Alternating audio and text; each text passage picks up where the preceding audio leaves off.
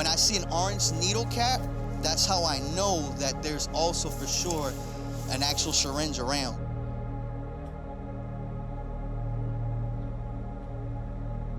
This opioid problem every day, every year gets worse because unfortunately people hear about this cheap heroin that's out here.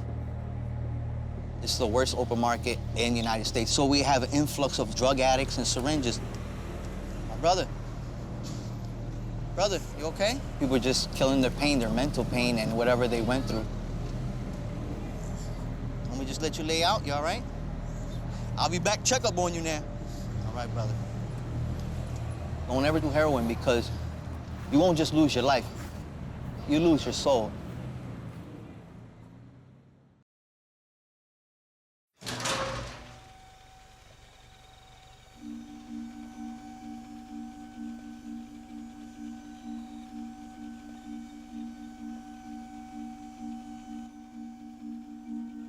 I remember the first time I ever flew on an airplane. As we flew across the country, I remember looking out the window the whole time, my nose just pressed against the glass, sort of surveying the land below me. I remember having this strange sense of duty to dedicate myself in some way to helping. Opioid addiction reaching epidemic levels, moving fire to parts of California. Breaking news, at least 9 people killed overnight in a massacre. As I grew older, I ended up raising a family and becoming a lawyer and ultimately becoming CEO of Chipotle Mexican Grill. And it's a vision to change food culture. One of the things I liked best was interacting with thousands and thousands of people over the years and really getting to know them. Loads of different people from very different walks of life. The more I got to know, the more convinced I was that, man, we're all very much the same in so many ways. And you wouldn't know that from what we see on TV or hear on the radio. All that stuff suggests that we're very divided, that we're not united at all, that we're all about disagreement, that we're all about arguing, that we're all about fighting. But I think the truth is just the opposite. There's a great deal more that unites us. What I want to do with this docuseries is to tell the stories of people who might never be seen or heard, and to help bring the wisdom from many people from many different walks of life so that everyone has access to it. In some ways, I'm still just that small boy with my nose pressed against the glass, looking down at this beautiful place we all live, and wanting to do some good. Wanting to demonstrate that there's a lot more that unites us than divides us.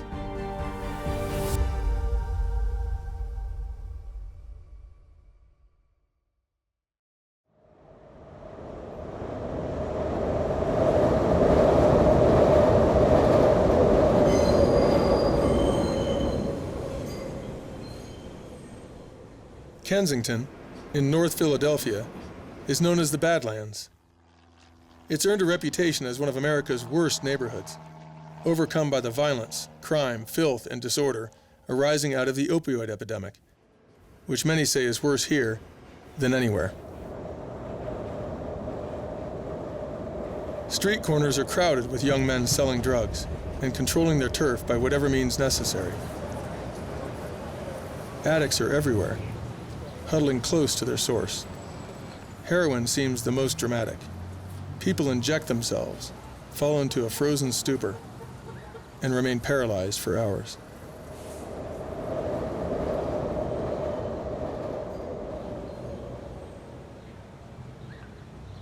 Amid this chaos, kids walk to and from school, stepping over broken glass, garbage, and needles. Every one of their lives is affected daily by drugs. In the world which surrounds these children, these things are truly normal, just the way it is. There's no expectation for it to be any different. I used to do a survey with kids saying, do you know what self-esteem is? And I asked a whole bunch of questions. But towards the end, I said, do you see yourself going to prison? If so, why? And then I will go through a whole summer or a whole year going through like 400 to 500 kids filling out the survey. 95% of those kids are saying, yes, I see myself going to prison. What age kids are these? These kids are from the ages from 11 to 14. So from 11 to 14, a vast majority, like 95% of the kids filling out that survey, expect they're going to go to prison someday? And some of their reasons are like, I think I have to, or everybody, and some of them will say, everybody goes through that. Do you sometimes reach out to a child's parents? Yes. And do you ever reach out to it? Like, let's say you have a kid that's making a lot of bad choices. And if you reach out to that child's parents, do you ever find a set of parents that you think is absolutely ill-equipped to help that child grow? Yes. Then what do you do? If I feel like it's a harm to the child, as a state mandated reporter, I would have to call and report that to Pennsylvania organizations. And sadly, who can I talk to in the school? Counselors, behavior specialists like Mr. Desmore, because maybe Mr. Desmore, if he's from this neighborhood, he might know the family. He might know somebody else besides the parents that could help that child, like an aunt or an uncle, a grandmama or a grandpop. Sometimes older siblings, if I taught them, talking to them.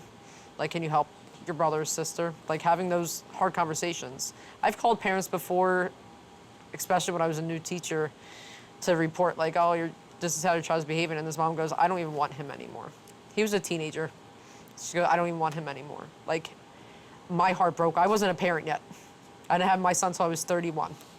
And so when this mom said, yeah, I don't know what to do with him, I don't want him anymore. Like, these parents just want to give up on their kids. How did that feel? I felt like I then maybe had a better understanding of why this kid was acting the way he did. So how can I give him, not more attention, but just show him more care? Not always saying, like, I care about you, I love you. And I don't, there's teachers here that will do that every day. If nobody told you today, I love you. That's one of the most powerful things. Nobody told you good morning today. Like, starting every morning with good morning to a kid, because they don't hear good morning. They don't have anybody at their house telling them good morning when they leave the house. Have a great day at school. When I know I'm telling that to my kid every day. I think a lot of times the perception is that inner city kids are bad kids. I don't think a lot of times people look at everything that makes up that child, the environment they're in 24/7. You can't be off guard. All the time you got to have your guard up? Yeah, you have to have your guard up in order to keep yourself and everyone you love safe. When I was little, I was at the Chinos with my older brother, and a car came around the corner and shot my brother's friend in the face. And I saw that occur, and for me to see that, it's hard to unsee. Like, I don't want people to go through that. He actually got shot in the face? He got shot, like, like, when the bullet hit his face, it, like, opened. He died right there. And you saw that happen? Right in front of my face. And it was crazy because we were getting food. And after seeing that, I didn't eat for like 2-3 days.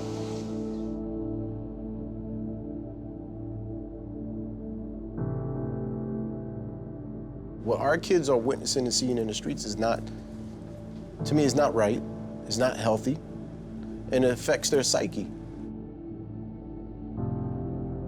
I went out to do a speaking event somewhere in the suburbs, and I never forget, a person told me, did you ever tell Edwin about the person that got killed here 10 years ago on that corner? I'm like, wow, that's a big deal to them. Somebody got killed 10 years ago. But we could walk down the block right now, and, and there's bloodstains on the sidewalk still from yesterday, and kids are crossing over that bloodstain going into the store. That shouldn't be normal.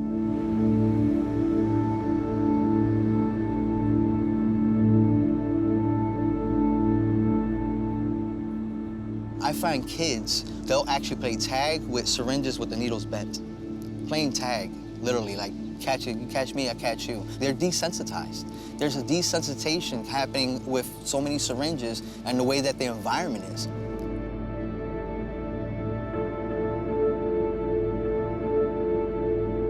Fortunately, I've never been stuck because I'm like the needle hunter. I'm a real expert. Yeah, you're an expert. Yeah, I'm a super expert. Yeah, like You're probably the world's leading expert. Yeah. Maybe. So I did trainings for the city. You probably touched 100,000 needles. I would say that's an understatement. Is with it? that number? Yeah. Millions? I would close to $1 million. I bet. Literally. Close. I mean, how many do you pick up a day, in a big day? I would say my biggest days on Monday, I would pick up like about, just in one park would be like 500, like the most I picked up. Yeah. 500 needles one Monday, one morning. Yeah. One Monday morning, Yeah, one the Monday. least is probably like 300.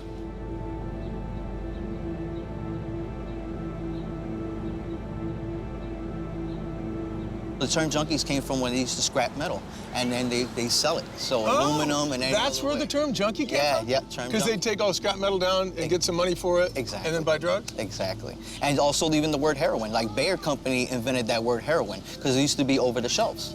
It used to be over the shelves. So they took the word eero in Greek and they changed the word to heroin. They advertised it, take a shot of heroin. You're a hard worker, you get pain relief and everything, and you're ready to go like a hero.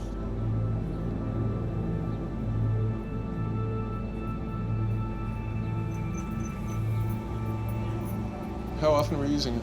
Daily. Every day? Every day. More than once a All day? day. So you'd shoot it more than once a day? Yes. 3 times a day? Probably 5. For how long?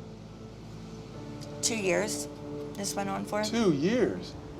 Certainly you saw people around stumped over on it and laying on curbs, as I've seen the last couple of days. Yeah. Why would you think that that was a good idea? You can handle it. They're weak. They can't handle it. Yeah. But you can handle And it. not me. It's not going to happen to me. And that was I'll never do heroin. And then there was someone I was hanging out with that summer. He was doing it. It's cheaper. All right, I'll do it. You know? What was it like? It just completely shut my brain off and allowed me to be in the moment Totally present. and not care about anything. Not care about the fact that I was in debt, that I was 25 years old, my life was in shambles, that I wasn't employable anymore. Sorry. No, don't be. Feeling like tense in my stomach.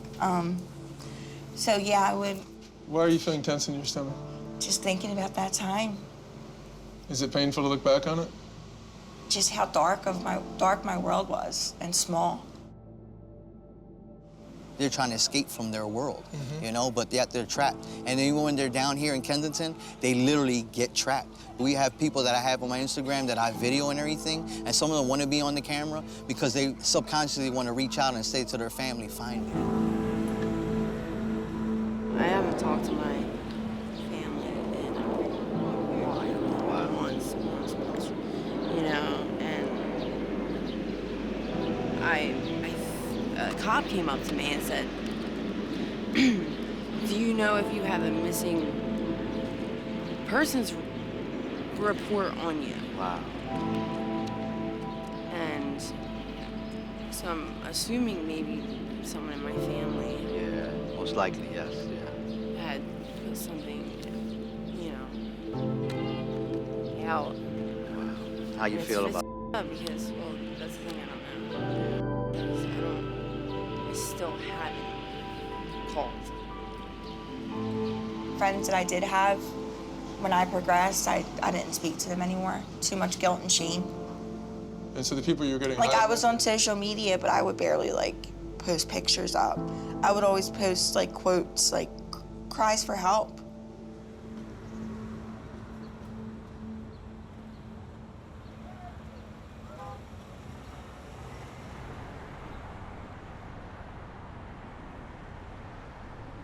This right here is I brought in a punching bag, and the reason I brought this punching bag in is because a lot of times kids need to vent.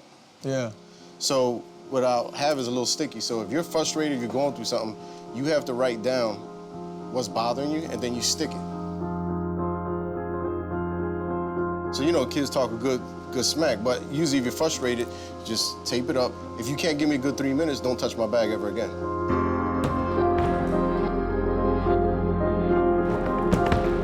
This place, sometimes, because of the neighborhood that we're in, is more of an emotional ER. Once you get here, you're still in this shell. Defensive, anxious, scared. Yes. You have some kids really, they can't finish. They start crying, they break down, they're frustrated, they're feeling it come out of them. So it's kind of like, you're done, you're good. It's just about finding what is the issue and understanding what they're going through. How can we get them to open up? Yeah. And be a kid all over again.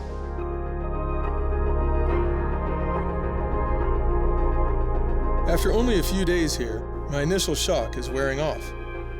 It's disturbing how quickly my mind begins to adapt to what I'm seeing. Should we really accept this? That our kids are growing up in a place where crime, drugs, addiction, and violence are considered normal? Imagine how this shapes their outlook and their future. Why do we allow this in the heart of one of our oldest cities? Edwin describes his short childhood, during which he and his friends were allowed to be kids, before external circumstances forced them to get tough. At the age of 12, he watched as his neighborhood quickly changed from a place where kids played in the streets and had family cookouts to being completely dominated by the drug trade. You all right? Want some water? Edwin looked up to his father, a man who became a powerful drug dealer who ran the street corner near their house with a heavy hand and violence.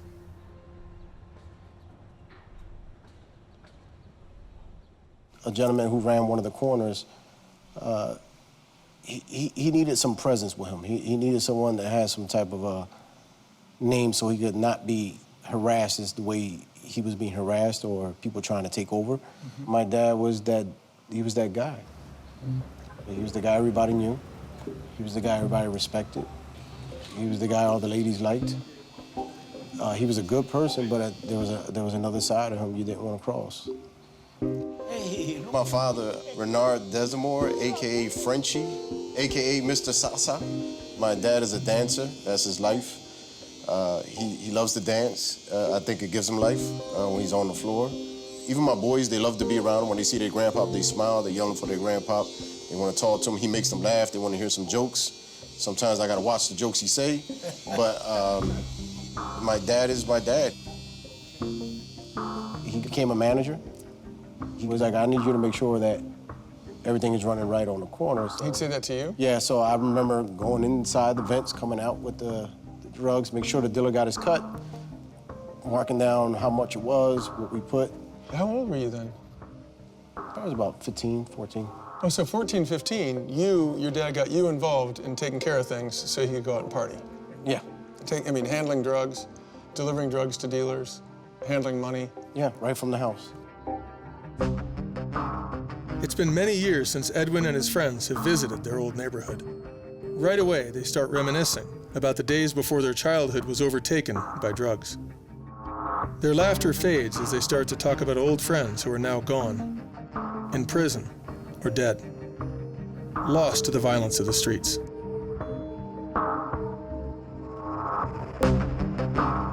Family means everything to me. Before we actually start calling each other's brothers, I look for that. You know, I look for that a lot in the streets. And, you know, I found myself angry, and with all this anger, I was missing something. So they came along and they brought a smile to my face, and, you know, it was awesome to know that I felt safe around. We didn't want to look for trouble. We weren't planning on being these, you know, mischievous kids, but, you know, I think... We were just normal, good kids. Right, just normal kind of hanging out, wanting to be friends, ride bikes, build ramps, do all the fun, regular kind of kid stuff, you know.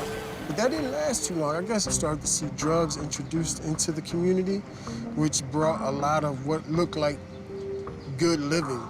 Every kid in that neighborhood, their dreams were to have their own corner. Yeah. Because every big drug dealer back then had the big gold chains, the rings, the nice cars. So we didn't see college. We didn't look at college. I didn't look to really finish school. The one thing I can say about my father, you know, he never taught us to be troublemakers, but never back down. Stand your ground. The game was most likely a one-on-one. We fight. It's just not in my blood to back down. I fought every day. Every day. Every day. Why? For survival, respect. I just didn't want nobody to try to take advantage of me. My mom got my sisters on drugs or whatever, so... So you said, I'm gone. I left from there and I came to another because I had nowhere to go. I came here and then I got tired over here because they were doing the same thing. So at 12 years old, you were on the streets? Yeah. You were on your own? Yeah, pretty much, yeah. So you felt like since you were alone, you had to work a little extra hard to get respect? Yes. To kind of get your stature in the community? Pretty much, so I can get that respect and, you know, I can be at ease, that everybody knows me, one way or the other. But, I mean, overall, I think it paid off because I really, you know... You're still here. I managed to survive all of that, you know? Yeah. That's the mentality, you know, of groups of kids that's hanging out on the corner. You think about that. See, if somebody steps to me, I gotta protect myself, and there's this built-up moment that's keg. ready to go if somebody comes at you. So you're living that constantly when we growing up, right? There's like joy, there's fun, we playing in the streets, but there's always this back in your mind, I gotta survive. If somebody steps to me, if somebody says anything, like, you have to do something in order to make sure you get through to the next day. So that's kind of a lot of that energy just running around, like, and it's hard to balance the two. So it's almost like living constantly with anxiety or fear. So you see, aggression really is masked fear, right? One night I was hanging out with my friend BB, who you met, his father and brother earlier. Oh, yeah. And we were supposed to go to a party. So, you know, got dressed up, we were gonna go hang out that night at a party. And he said, before we go to this party, he said a friend of his got jumped in a certain neighborhood. Can we stop by this quick fight they're about to have? He wants to go back up there, and then we'll go to the party. And to me, I was like, okay. I was just like, let's hurry up and just get it out of the way, because I wanted to get to the party. Yeah. And I remember him pulling up, and there was other guys there in their cars, and it didn't turn out the way they thought it was. It was, okay, you get out the car, people were just running everywhere. And when I got out, just like everybody else, I just started swinging. And I swung at one guy that ran by, because I think he was running for somebody else. And then I turned around, and I hit one more gentleman, and I ran to chase somebody else. Oh, I see. But then you hear a gunshot. I remember ducking, thinking, okay, somebody else is shooting. Everybody got back in their cars, and we left. And one of the guys that was in one of the last cars that came with us said I was the one who shot somebody. Oh, he was like, oh, wow. But I still didn't think anything happened with that. Next day was on the news, and they said a police officer's son was killed. And the person that I ended up hitting with my fist is the gentleman that died that night.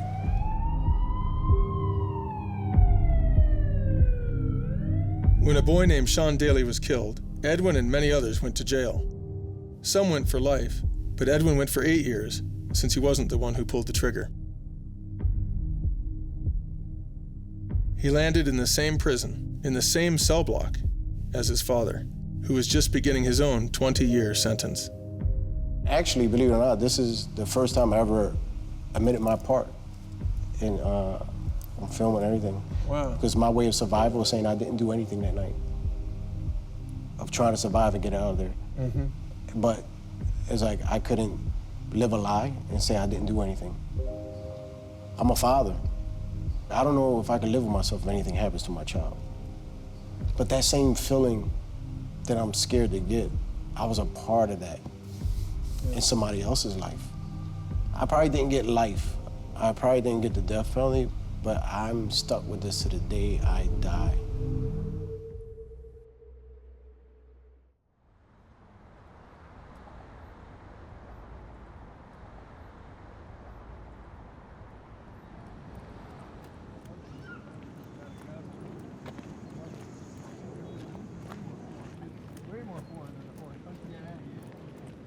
I was, you know, poor, grew up poor and everything, so I needed to be out here to make my own money. There was no job opportunities just like these people out here. So I was, you know, young and dumb, a fool. I was selling out here in the corners and everything. I was known as, in my neighborhood, Gingerbread Man, because fortunately, I never got a criminal record, never been arrested. What does that mean, gingerbread man, though? Like, well, you know, the saying, cut, you know how they say, Gingerbread Man, catch me if you can, I'm the Gingerbread Man? Oh, yeah. So it was because of that and everything, because I never got caught. So we have an owner, in Spanish we call him bichote, like a big timer, we say it in English. Mm-hmm. So the big timers will establish a corner, and they have a caseworker. The caseworker is the one that actually distributes the drugs, and we call them into bundles or G packs. G for grand. So you first started out and they gave you $1,000 for it. That's a lot. You're a young kid and you have $1,000 worth of whatever, you know, weed to start with. Yeah. How long did it take you to sell that? A G pack will probably take me an hour or two. To sell the whole thing? Yeah. So you must have been killing it for a while. I was killing it for a while. I was always low pro. I wasn't like these people out here. You weren't greedy. You weren't trying to make $1 million. And I wasn't showing off. Did your parents know what you were up to? No, my dad. Would they have been I wasn't pissed? raised that way. No, my dad was, yeah. When he cracked the whip on you? Yeah, my dad, yeah. He did find out? Yeah, he found out. One day he drove by there and gave me the dad finger with the lip all mad. And I went over there and he smacked me in the back of my head, put me in the car, and just chewed me out. You know, he was even crying, you know, like, you know, we don't... He was crying? Yeah. We don't, and my dad's old school. My dad hardly hugs or anything. He's like old school, so. So seeing him cry, how'd you feel when you saw that? Broke my heart. It broke my heart big time. My father was incarcerated from when I was 3 until about 21. He was a very big time drug dealer back in the day. I did hold a lot of resentment against him. I had a lot of expectations on what a father should be. I just expected him to be there. Like, I expected him to be my dad. I was angry with the choices that he made and the things that he did. And a lot of like jealousy, seeing my friends with their dads and seeing my sister with her father made me question things. Well, why am I not good enough to have my dad in the picture? Like, I would blame myself. How'd that feel? I started drinking. At what age? 13.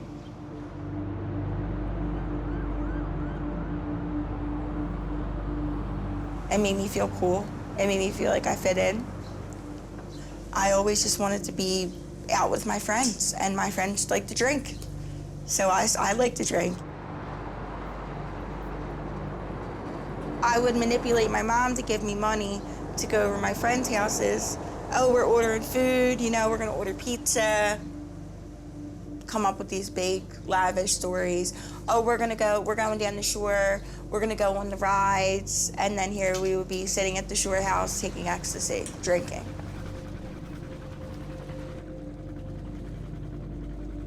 She believed you? Yes, she had no idea. I was very good at lying at a young age. I was very good, and I maintained good grades in school. And that was like, it was crazy because I was able to hide behind these good grades, because you think, oh, a kid's grades are dropping, they must not be doing well, they must be drinking, they must be doing this, not me. And you knew it? I did. You knew that if you kept your grades high, you'd have the ability to do what you wanted. Exactly. Get away with it. Exactly. Like, thinking about it now, like with the sound mind, I'm like, that was pretty crazy. Like, that's pretty sick, you know? Yeah. And I hear that with so many people like myself, that we enjoyed getting away with stuff.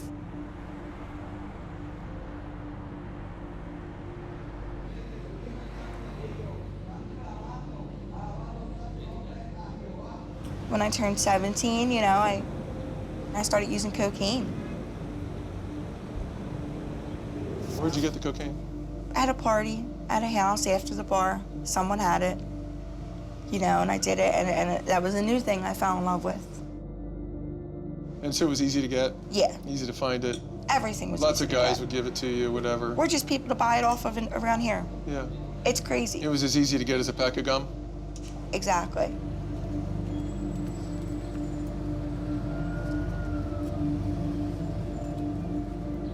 This is called Hope Park. Yeah, also this is called AK Dope Park. We have 2 signs that are out here, and they actually wrote Dope Park on one, and the other side on the right, they actually wrote crack, heroin, everything else that's out here.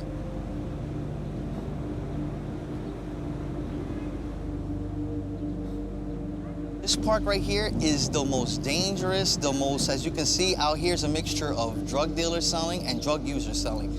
This is like the Mecca, like the most dangerous. What makes it dangerous? What makes this? Well, the atmosphere. We're not seeing it now, but there's tons of machine guns right now, literally watching everybody. AR-15s, armor-piercing bullets, yeah, out here. Who owns them?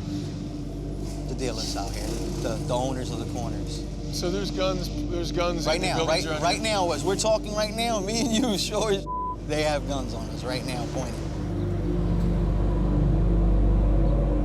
If the police try to come over with SWAT, it's a war. You're talking about this right here is like $20 million a month easy. What? Yeah. Wait, this park? Yeah, this is like does $21 million in drug business a month? Easy. Now, where'd you get that number? I can't reveal sources and everything, but there was also a new. But you know that that's a real number. Yeah, that's a real number. Believe me. And so there's a lot of different folks interested in taking their part of that, obviously. Yeah, and this one little piece of ground For instance, does that kind of business. They did a bus in Bucks County like 4 months ago, and there was an operation to bring the supplies here. They were bagging there to bring it over here. When they locked them up, they said that they were bagging up $8 million a week.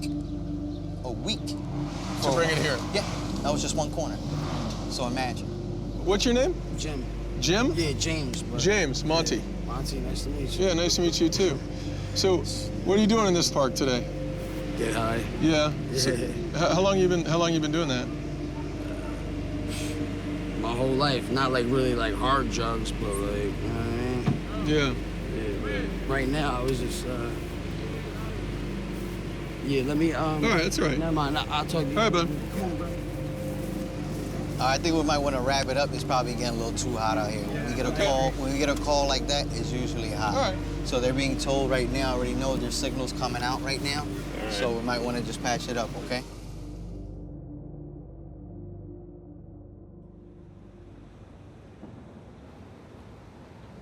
By the time I was 22, everything progressed. So what? Heroin.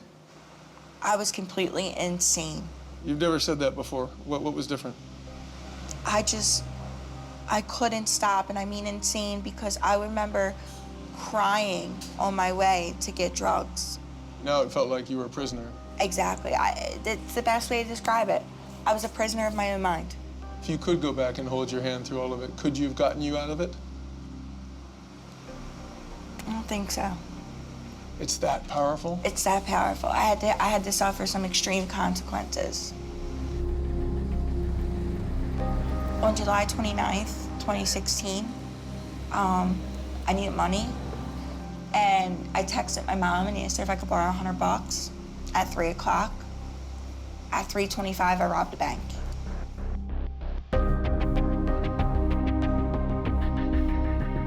I walked in with a demand note. A note that said, give me money? Give me the unbanded bills in 30 seconds, I'm armed. What happened? I walked in, I passed the note, I didn't say anything, and they gave me the money, and I left. I got in the car, I went home, told my boyfriend what I did, and I said, I'm going down the way. What do you want? To go get drugs? To go get drugs, yeah.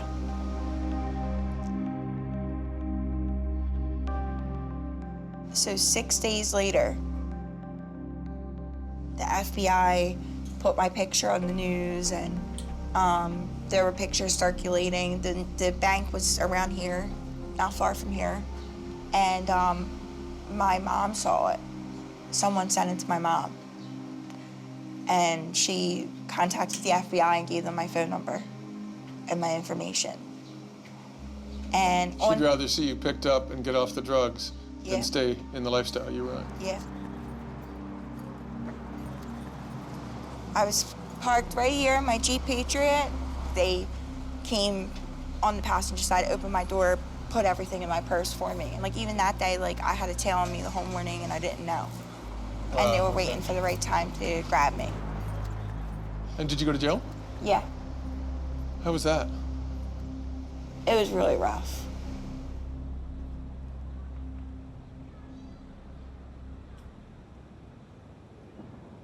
In my early 20s, I started, selling cocaine. And I started moving up in ranks. Fortunately, I had some people set me up. So they set me up, they kidnapped me. They had tried to murder me. I was on zip ties and everything. No. Yeah. I ended up pulling it from through here, opening the side door because I was in a van, and I ended up rolling off. I had my eyes swollen because I hit the side of the curb. You rolled out of the van? Yeah. I still had the zip ties on and everything, and I started running people looking at night like, what the hell is going on? Long story short and everything, I was with the Jamaicans for a couple months hiding, but I can only stay there so long. Yeah. So they gave me like $5,000, and I was like homeless in the street with a gun on my strap, and I was just squatting in houses for 3 years. I know it's gonna sound crazy to you, but I'm glad that happened to me because... You mean you're glad that the bad thing happened? Yeah, I'm glad it happened to me because it actually had me realize, especially squatting in the house and everything, and an abandoned house, and then realizing, all the damage I'd done to my family, to my community. How many countless people that I did cocaine or any other drug I gave them, and I tore up their family indirectly knowing it. I've had the good fortune to meet thousands and thousands of people in my life, and even to speak with thousands of people in my past jobs and stuff like that. And I've noticed one rule that I think there is no exception to, this rule. I've never met in my life anyone, ever, who is fulfilled and satisfied, who hasn't made it a significant part of their life, if not the most significant part of their life, to give to other people. Yeah, that's the truth. That's the most fulfilling. I feel rich. I feel fulfilled by helping my community out. Raphael works tirelessly every day to clean up the parks and remove dangerous needles, which might injure children who come to these parks to play. He hugs addicts, dealers, parents, and children, He knows everyone. He's an ambassador of positivity who believes everyone is worth his love. I love you too, man. Stay up there, brother. You know what I mean? Don't get discouraged, all right? His solution to the problems he sees is to roll up his sleeves and clean it up. And by doing that, return some pride and dignity to the neighborhood. That's right. You know how we do. Trying to save the neighborhood, let alone the world. You all right, guy? Oh, what's up, brother? How you doing? You all He right? blames no one for the tragic What happened circumstances. to the car? What about your woman? Raphael believes people need love, not judgment. I know what she looks like, so I'll let you know. You need anything? You sure? You're allowed to lay out here, you know that. Don't get down on yourself for hard, all right? I know it's hard, but I'm here for you, okay? I'm sorry about that, brother, all right? All right, bro. I got you.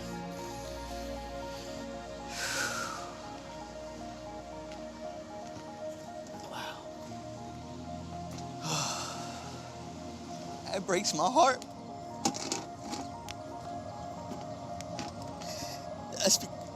You know, I got my peoples dying out there, you know what I mean? Like I said, I had my friend out here, everybody, and I don't mean to be crying like no little punk or nothing, but I got kids out here, and you see this every day, day in, day out, and it just gets to you, you know? These are my people, you know? Just all human beings are my people, you know? It's all about saving people and then taking care of them and then helping them take care of themselves. So, whew, it's hard out here. It is super hard.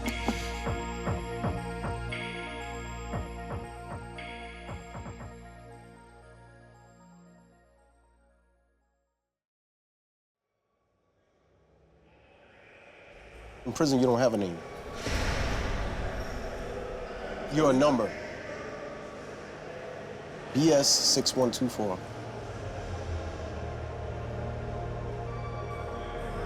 Prison is the cemetery for the living. I don't want to go back there, but I want to make sure nobody else goes back there. If I had someone like me, maybe I would have took a different path.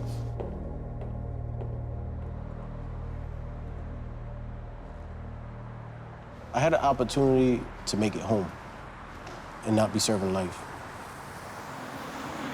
But what am I going to do with that? There were times that I just didn't want to exist. I had to cross a bridge every day to get back into Philly. And that was the biggest struggle ever. For some reason, that bridge was calling me. Just do it, just do it. Right, that survivor's remorse, knowing I made it out of prison, everybody's still in there. I have friends who died and I'm still here. Guilt, anger, just wondering why am I here? One day, I was gonna attempt to do it, and I put everything away. I didn't want to be identified. My body, I didn't want my kids to experience that. I started walking my way so I can make my move.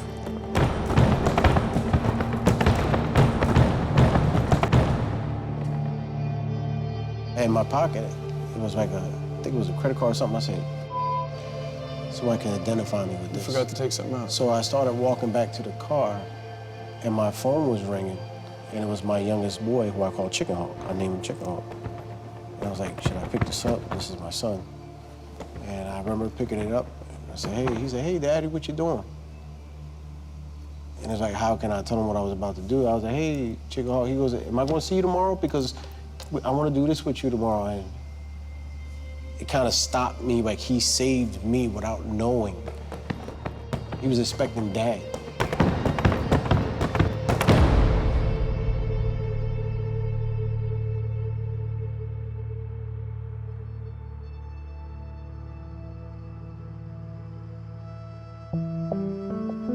I kicked 122 milligrams of methadone, along with heroin, cocaine, crack, alcohol, and Xanax. All at once? All at once. Cold turkey? Yes. With no medication to get off it? Just a Valium taper. I thought that killed people to get off heroin like that. It can, yeah. Couldn't eat, couldn't sleep. I didn't get a good night's sleep for a couple months, you know. Throwing up, diarrhea, going through withdrawal. Was it like having a bad flu nonstop? Exactly, exactly. Being in there, it's dirty, it's disgusting. It was terrible. But then, it was like great. Like I got free. Like I feel like God had to like sit me down to shut me up because like it was just me. What I want to do, what I want to do. And it was like I was sat down in a quiet place. Prison cell. In a prison cell. And it was like I had no choice but to like get focused, to rely on him for everything, and to just surrender? Surrender, yeah. Surrender and get to find myself. Like I started to find like what kind of person I am, that I am a caring person, that I'm not this ugly, egotistical, spoiled brat that I thought I was, that I don't have to be this crazy party rock star and live up to this reputation that I had gotten for myself throughout the years of partying.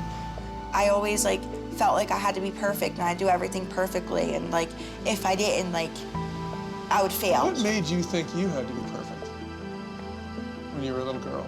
I think it was that feeling not worthy enough to have the father present in my life. And that maybe, just maybe if you were just perfect, you'd earn that back. Exactly. It was like that blame game, like blaming myself. I advocate for people now that are like myself. I get to go into the prison, you know, that I got clean at, and tell women, like, this doesn't have to be a revolving door for you. Just because you use drugs for this long or drank for this long, you can change your life around, and you can, like, I had a fear I would never be a mom. I had a fear I wasn't worthy enough to be a mom. David Michael, he'll be 8 weeks tomorrow. 8 weeks old. Yeah. How does it feel to be a mom? It's amazing. I look at this little guy and I'm like, wow, how did I put my mom through all this stuff I put her through? Oh, dear. I want to be able to teach my son everything that I learned in this life. We're not perfect. It's okay to mess up. You're going to mess up. That's where you learn from your mistakes.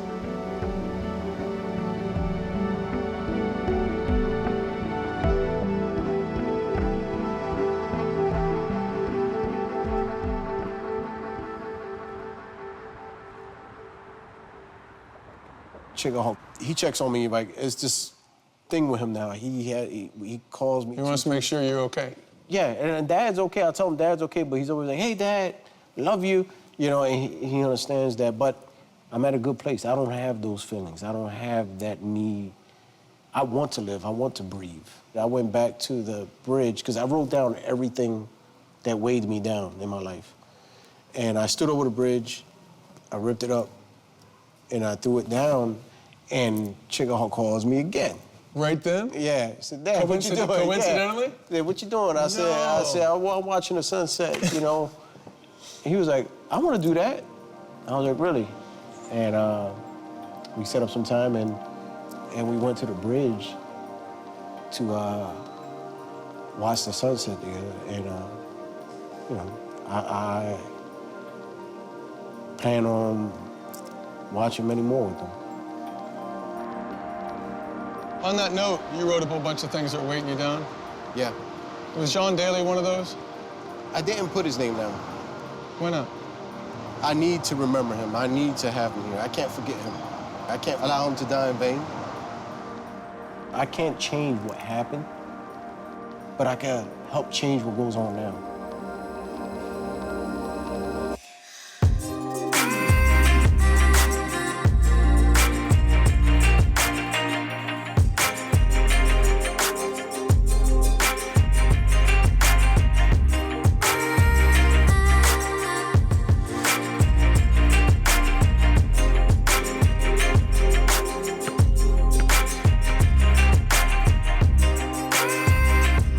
I was asked to come into Waterloo was in a state where you couldn't see a child like now running around or playing inside. It was a lot of drugs, addicts living in the playground sets. You couldn't walk in here without trying to navigate and get around a needle. So did somebody ask you to fix it up, or how'd you get involved? The councilwoman gave me a call, said, I would like to see you in Waterloo so we could bring this back. People said, what are you doing down there? People used to say those people don't care, but they do. But you got to be consistent. People are used to programs or different people coming and going. You know, funding runs out. I didn't have any funding for this. You don't have to preach or try to teach.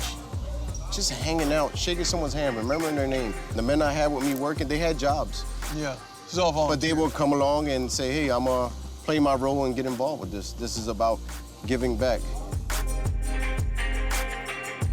We have young people from the neighborhood working as lifeguards and volunteering, so that's a great thing. I was able to get other people that run programs to come inside and run mentorship programs for girls and boys, music classes, dance classes. So many things are happening now that we would never thought that could happen. You have a bunch of young people here who could be on the street corners right now, right? They might be like, man, I need to be on that corner, but I want to run one more game. That one more game we won. Yeah. Because that one more game, they didn't put poison into the community. That one more game, they didn't get killed. That one more game, they didn't get locked up. It's proof that there can be change. On the other side, there's new houses, right? And so those folks are looking at these folks like, oh, that's the projects, and we got the new houses, and those are people. Then there was people stuck in the middle, right? But now when you have these events, they starting to meet each other. So you start to get that sense of community. Yep. See, that's leadership. You're harnessing a whole army of people here with a dream, and making it so it's not just your dream. You know the difference between management and leadership?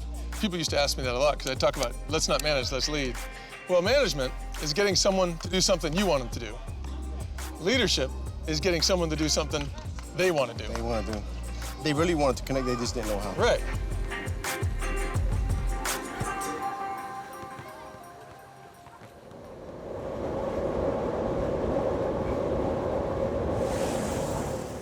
If you live in the community, you got to participate. You got to say enough is enough. We're not going to take this bull no more. If we get together, we say, look, we don't want this in the corner. We could clear that. We could clear that.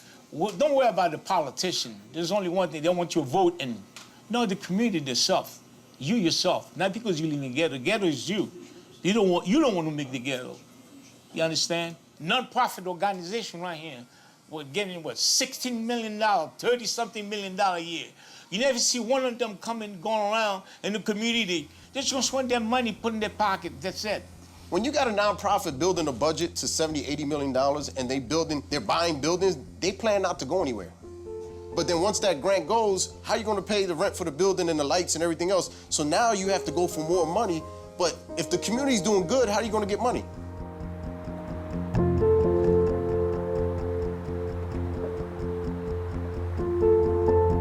My heart keeps aching for the thousands of beautiful people for whom fear, anxiety, and danger is a way of life, who lose friends and family to drug abuse and addiction, and assume that's just the way it is in America.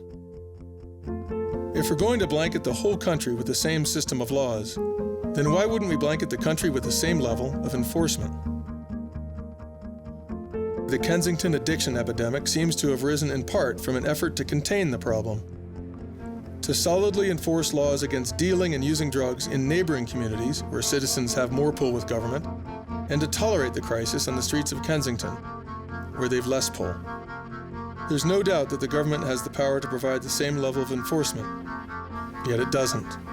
It deems these people, these children, to be unfortunate victims who drew the short straw, but that seems an obvious injustice. Why is it not tolerated in other neighborhoods? Take 10 addicts and say, we're going to pay you a certain amount of money to hang down here for the whole day on this corner. I guarantee you in 5 minutes they will be removed. They will be arrested, ticketed, and taken out of there for being intoxicated or loitering. A friend of mine, one lived in North Square Park area, and another one lived up by Needle Park, another friend of mine. He told me the story once that him and his friend were on the phone. There were some issues going on at the same time. He said, well, let's call the cops and see who responds. My friend's issues were way bigger than what was going on at North Square Park. His other friend. Cops came right away to handle the situation. He's been waiting, nobody ever came out. I'm not gonna condemn all them kids who's doing drug over there. They need a leader, they need somebody to talk to. I don't care who you are. I see a guy in the corner, he's selling drugs. I see him over, not even 16, 15, I call him. I said, listen, look at me right here. What you doing right there? I do 20 years for this junk. You don't need to do that. So look at him today, look at me, look at my other sons, my grandson. Praise God, you know, everything turned right, you know? And I'm so proud of him, what he become. I help people get in treatment on almost a daily basis. I help people get resources on almost a daily basis. And how does that feel? This fulfills me. Is this the first time in your life you've ever felt fulfilled? Yes. It's the coolest feeling ever. I know why I'm here, and it's this. Yep. It's this. It took me years. You know, when you grow up, as you're getting older, you wonder, what am I here on earth for? Even if you have no money to all the money. And I know truly that this is what I'm here for. And you're here to make a difference. I'm here to make a difference.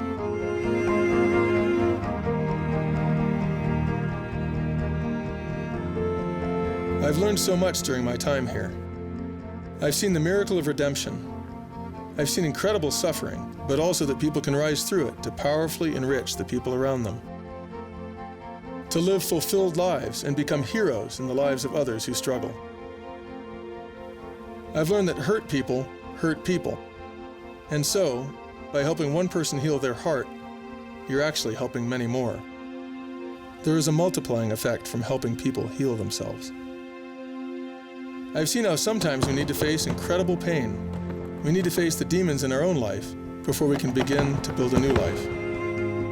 I've heard stories about how organizations and government officials rely on this opioid epidemic to raise millions of dollars, but that very little of this money seems to lead to lasting change. It doesn't seem to reach the people who actually live in these communities. Yet I have also seen how those with no funding at all are playing a huge role in making profound change in the lives of others. We've all done things we aren't proud of. We can't change the past, but each day is a new opportunity for us to give of ourselves. I'm reminded that there's no such thing as good people or bad people. Each of us can begin a new course and become a beacon of hope and goodness in the lives of others. Each of us can roll up our sleeves, pitch in, and build a better community. Edwin shared a dream with me that one day his community, now known as the Badlands, will find a new name, the Goodlands. And so, even from these streets, polluted with pain, violence, and despair, I found renewed hope and optimism for all of us.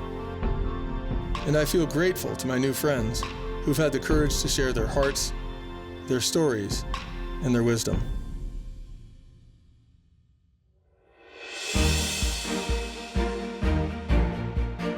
I had the opportunity to run back home.